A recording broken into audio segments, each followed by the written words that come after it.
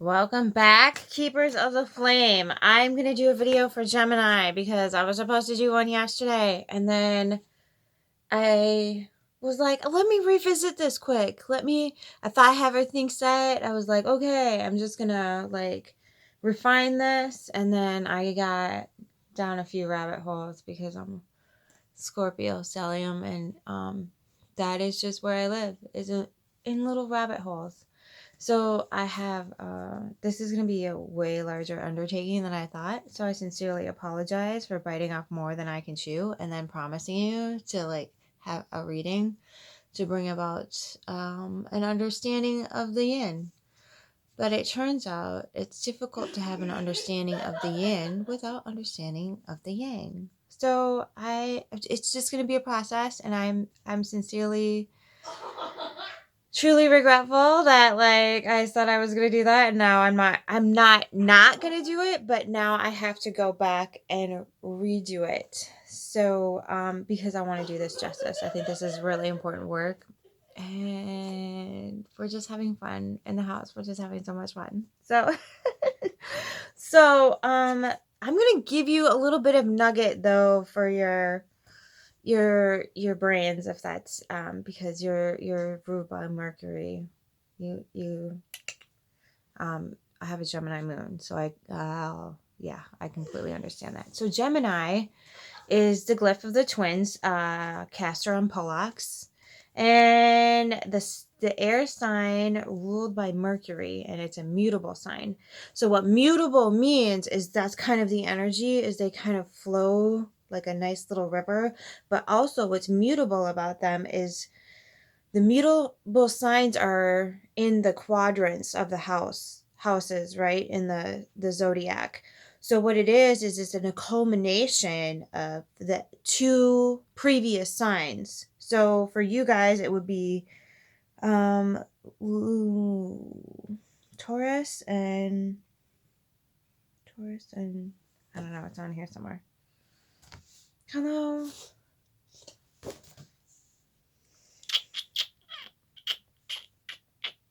Where did it go? Okay, it's in my...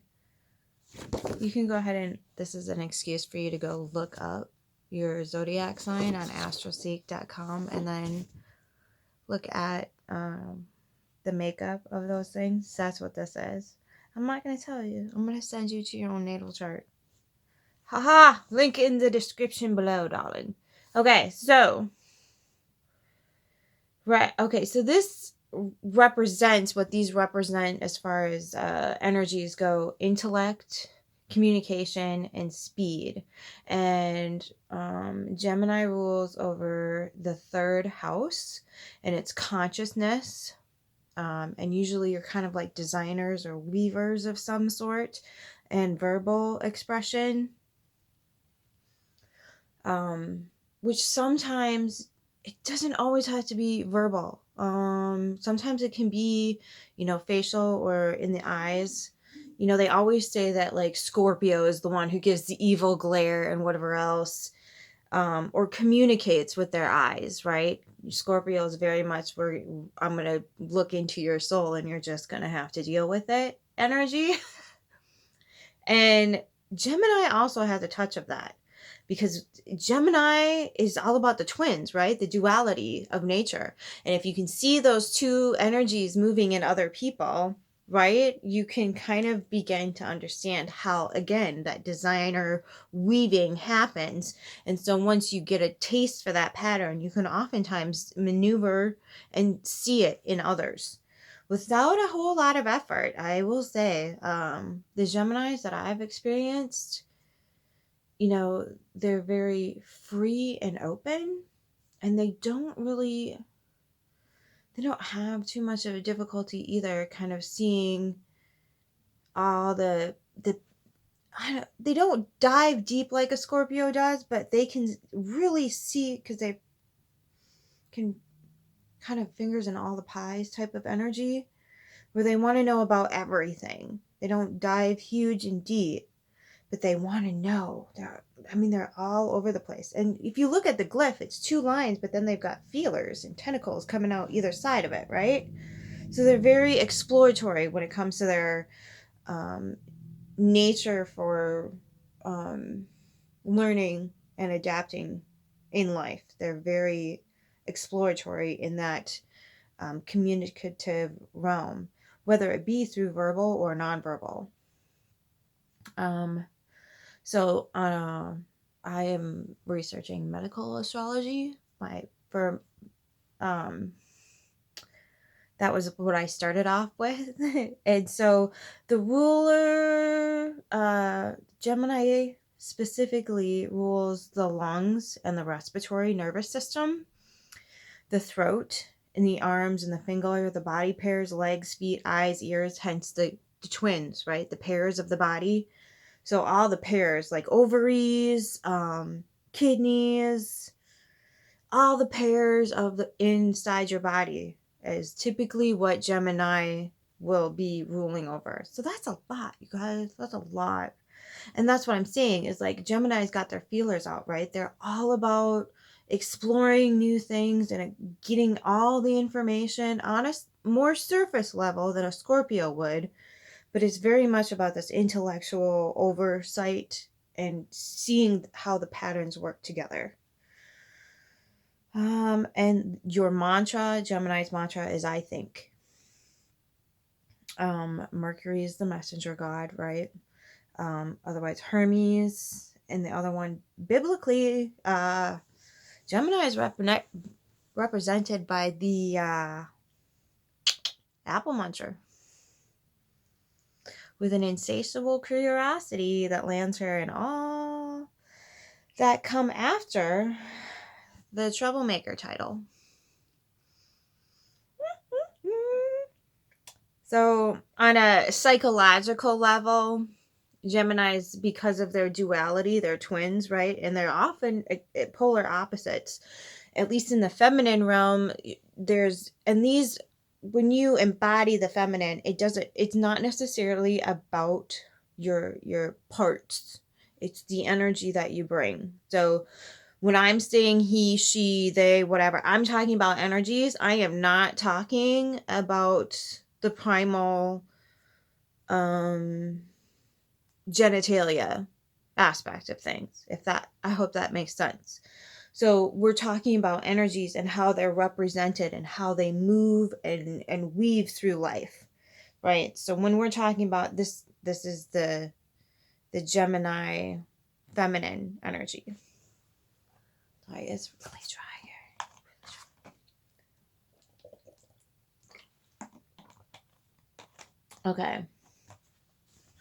So again, with the apple muncher, a lot of people get really confused about what the apple was. It is the knowledge not yet explored by man. And oftentimes Geminis, if you have major placement in Gemini, Sun, Moon, Rising, Venus, or the house stellium of Gemini, which is the third house. So if you have a third house stellium, you're going to have a lot of those Gemini attributes, okay? And so this is kind of might become more of a bigger theme for you if you have a lot of placements in there, which is going to be the uncovering of the unexplored knowledge that man has, right? That's why you want your feelers and your tentacles kind of out in the ethos and here on earth and all the little different pies to try to weave this web together to gain an understanding not only of the greater universe, but of yourself as a whole, right? How you're bringing yourself into the world. Because on a psychological level, Gemini archetype, and I'm not saying all Geminis are this. I'm not saying that at all. What I'm saying is a lot of times what's happening because of the archetype that this particular sign embodies, you can be labeled the bipolar of the zodiac. That doesn't mean you're bipolar in real life, because some people have just this innate ability to rectify, because you are the Mercury. It's mental and intellect and communication, and speed. So for some of you, you're like, no, I'm not, but thanks for, helping me understand. But it's that duality nature, right? You've got, for the female, it's going to be like a total pure innocent, like Mary Magdalene-ish type Eve, not really naive, but curious, right? And there's a certain innocence that comes with that unknowingness, right? There's a certain purity, there's a certain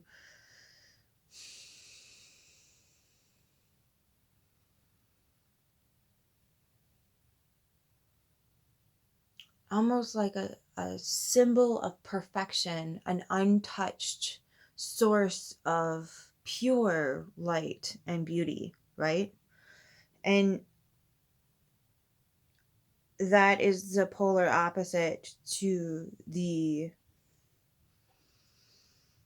what, that the very experienced, the very wise, the very explored, cultured, and oftentimes perceived as like more of a deviant or salacious, a will try anything type of archetype, right? So you have those polar opposites of, overtly in a completely untouched realm and I want to experience all the things realm. I think that's the best way to put it, because we don't classify things correctly. All there is cause and effect, okay? The bad and the good are simply labeled as this, that, and the other thing, okay? So if you need to be shamed for that, I'm sure there's plenty of other people to help you with that. That's not me, okay? Scorpio's telling this is safe space, okay? So integrating that natures of the duality of things, understanding that there's going to be a process that happens throughout this. And I haven't even gotten into your read yet. So just to give you an understanding, a deeper understanding of yourself. So in Greek, Eris is a lovely creature that's scribes on an apple for the fairest among you, and gifts it to a party that Athena, Hera, and Aphrodite are having, and because she didn't get an invitation to this said little get together, so of course it sparks a fight between the three goddesses, and they find a delectable little shepherd boy to decide who is the fairest among them. And of course, he is now under a lot of stress and anxiety to pick. So they're trying to bribe him, right? And then the bribery comes from Athena in kind of like a wisdom. Yeah, she bribes him with all the wisdom in the land, and then Hera promises him wealth and power. And Aphrodite, in all her magical love, wisdom, energy, bribes him with the most beautiful woman on the planet, and her name is Helen. And of course, what is the young shepherd boy who knows what life on the field is like and doesn't mind it at all? Of course, he's going to choose love. He's going to choose the most beautiful woman on the planet, he's one glimpse at her and you fall, right? So, which oddly enough, Eris energy, the most passionate love story in this particular series of Greek mythology, also sparks the largest war. Hello, Gemini energy. Oh my god, I love it so much. So this is really a really fun exploratory journey for me. So it's not that I'm dreading the task. I'm having fun with it, but at the same time, it's getting larger than I thought it was going to be. So who is okay, Taurus and Venus are the two signs that come before Gemini, which would explain the god of war, and which is Mars, and the god of love, which is Venus. Okay, that's funny. I don't care who you use. Okay. So the age group is 14 through 21. And that would be considered kind of back in the day, the courtship age. Okay. Now, I'm not saying that's just what they put in the book. And my book is called Sextrology. And I'll also link that down below. Hello, Scorpio. Would it be called anything else? Not my book, the book I'm referring to, referencing. Okay. So, yeah. It's been an interesting journey because I have like 20 more of those pages. And I'm like, how am I going to do this in a half hour? I'm basically going to reread it. That was the first page, you guys. That was the first page. And we are 15 minutes in. Do you see what I'm saying here? Gem. I got to do you justice, right? Can't just willy-nilly this stuff. I know. I can hear you now. Why so serious? I know. Okay. So what does the universe want Gemini to know about themselves? How can Gemini know themselves better? Masculine, feminine, yin yang, the whole dang 9 yards. What does the universe want Gemini to know today?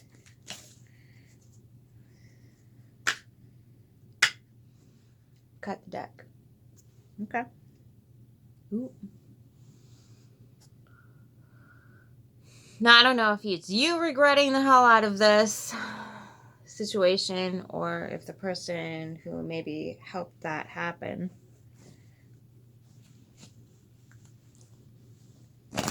you know, either you or they are very much regretting it.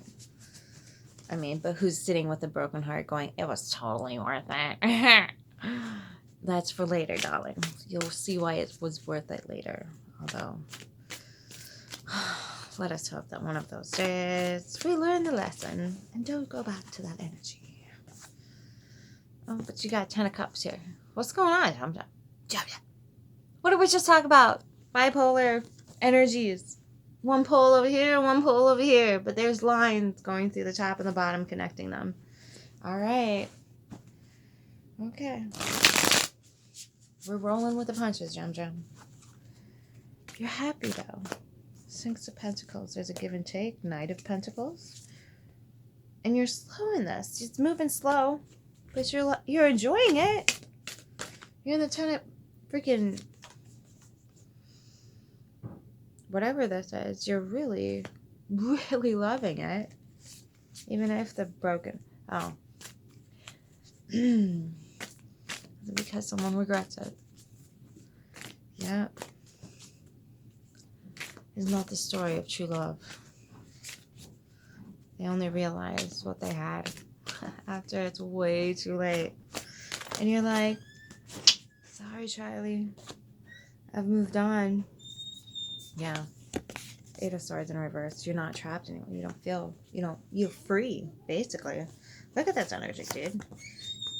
You're totally free. Totally free. Right? Completely and utterly. Totally free. And you're loving it. You're unbound from whatever it was. Completely unbound. Let those horses run, Gem. Ooh. Now I got the Queen of Pentacles at the bottom of the deck.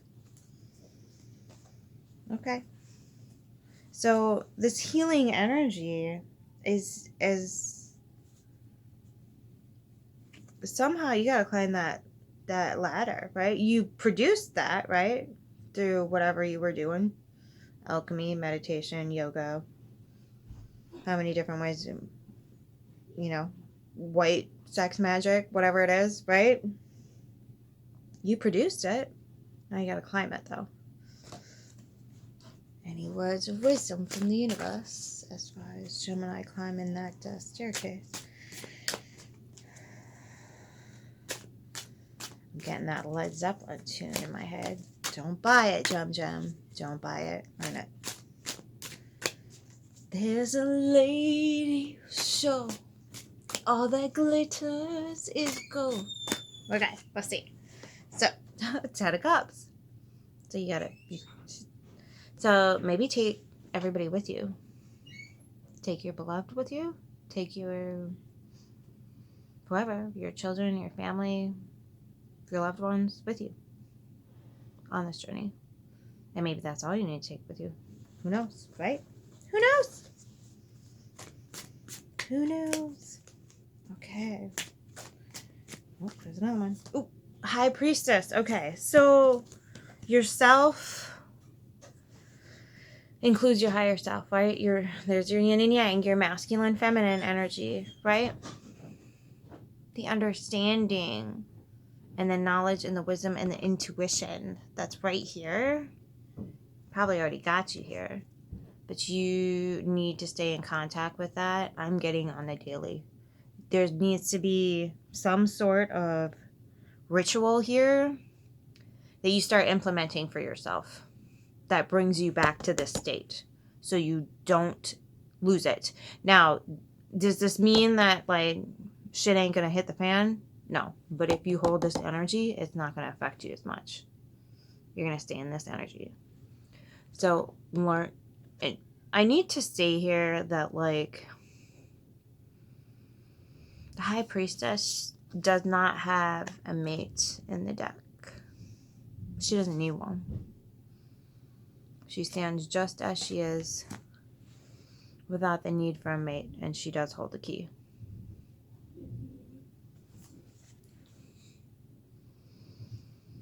Okay, so if you gotta bring a few babies and golden girl this shit out, don't hesitate to do that either. But I'm getting, this needs to be maybe not necessarily completely solitary. I'm not forbidding you from doing anything. But what I'm saying to you is this energy is sacred, and maybe make sure that you protect it. Okay? Anybody else that comes along needs to honor that in a major, serious way. Keep it protected. Okay? That's what I'm getting right now. Not that you need to move forward in a solitary manner, but you need to keep this energy and this connection to it in a safe and sacred space where you can continuously feed it, honor it, acknowledge it, and bring it forth into the world. This is a give and take, physical give and take of value, physical give and take. Okay, so your physical environment needs to incorporate this on the daily. So when you're in this energy, this needs to come with, and whoever's around you, whoever you're bringing with you, needs to experience this as well. Okay? That's what I'm getting here.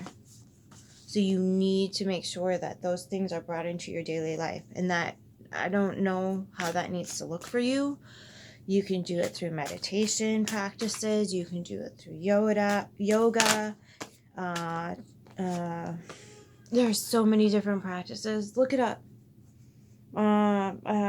Qigong, soul breathing. What else? There's also certain things, like I'm not here to dictate anybody, and I don't think witchcraft is as taboo as it used to be, but that's a really good way to connect with source, divine, is through nature, through the elements, which is basically what witchcraft is. It's pulling in the meanings, the divinatory meanings of all the other things that are surrounding us from nature and harnessing those powers. Okay, that's all it is. It's a mental awareness that you're putting in your environment to bring about change and transformation. That's all it is. I don't know why we're demonizing it. Like, our lives would be so much better right now if we would work with nature instead of spraying the shit out of it and depleting it. Like, I have no idea why this is such a hard concept for the vast majority of people to understand. If we work with nature, nature's not gonna be so harsh on us. And what we're doing right now is making nature toxic to us. So we're vetting ourselves off the planet because, I don't know, spraying stuff on our food is a good idea. I don't know why that is. I don't know why we do that. Okay, so bring something into your daily routine that keeps that. It's just like any other relationship on the planet. You need to put your time, attention, and energy to it on a regular basis if you want to maintain it. They need maintenance. They need to be facilitated in a healthy manner so that way you have access to it, it has access to you, and you work together to bring about positive change, not just for you and not just for your loved ones, but this is going to radiate out into society as large. Okay, we are all separate creatures, but we are all connected. Okay, so whatever it means to you, bring it in and facilitate it. You also have the Ace of Wands, the King of Cups, and the Ten of Wands. Okay, so making sure that, like, you don't overburden yourself when you invite this energy in. Okay, I'm hoping maybe this energy is going to help you carry these. That would be nice, wouldn't it? But she's got a Phoenix here, which means she's risen from the ashes. So she gets it. Okay, and this dude is on his way to give these wands to somebody to start a fire with them. In this deck. Okay, so the Ten of Wands gives it to the Page of Wands, which in turn gives it to the Queen of Wands. She sets it ablaze, and the King of Wands wields the energy from the fire in this tarot deck, the Tarot of the Abyss. Okay. So, that being said, with all this fire energy all of a sudden being brought forth equally balanced with water, that makes steam. Go, Gem Gem, go. Let's see what the Star Dragons have.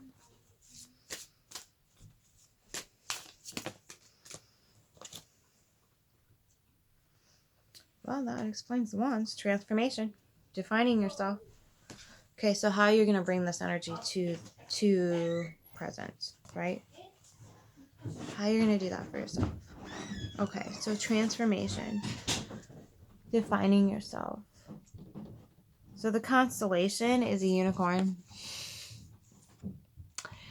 Don't go ahead to step outside that box, Gem Gem.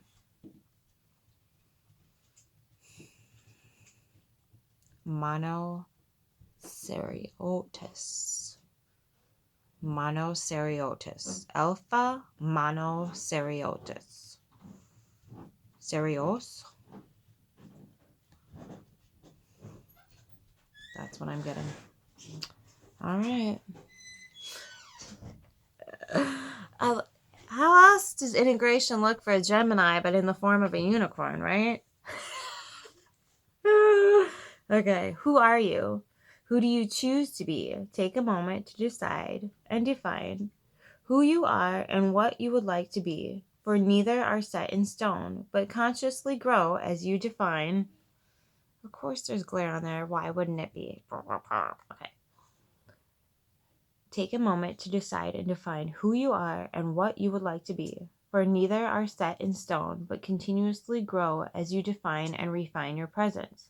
Wisdom of the Dragon says you are a shapeshifter. You transform. Now they see you, now they don't. Embrace growth and change. These are the essence of your being. Defy every label and categorization. Let the world see all of your colors and shades. Find your rhythm and enhance your frequency. Star Dragon Invocation. Switch things up and try something new. Be fearless and powerful in embarking on a journey of self-transformation. The time has come to redefine and refine you. Be bold. Jum Jum. I think you've got all the backing forces to, like, freaking rule the world at this point. Okay? So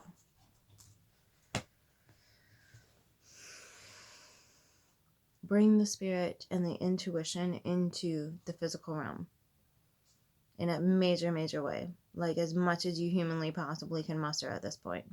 Start speaking in a spiritual language. Start looking at things in a very spiritual, intuitive way. Start assessing things in a very intuitive way and use that moving forward. The yin energy on the planet is the fuck on fire, bye kids. It's the fuck on fire. And for good reason. Enough is enough. Okay? Use your intuition moving forward.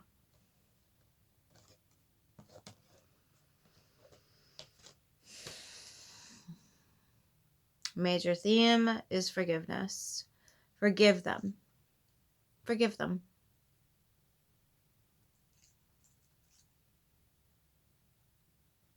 That's a lot, but you're doing it for you. You're not doing it for anybody else, right?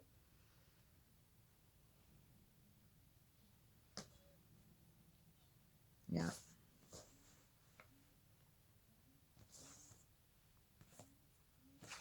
Yeah. You're free. You can forgive and you can move on. Okay? Because it started off as this, right? This came, and then you're like, oh my God. Okay? Yep. Forgive and release and let go and then move on from there. You don't need to hold on to that energy. It's only going to weigh you down. Okay?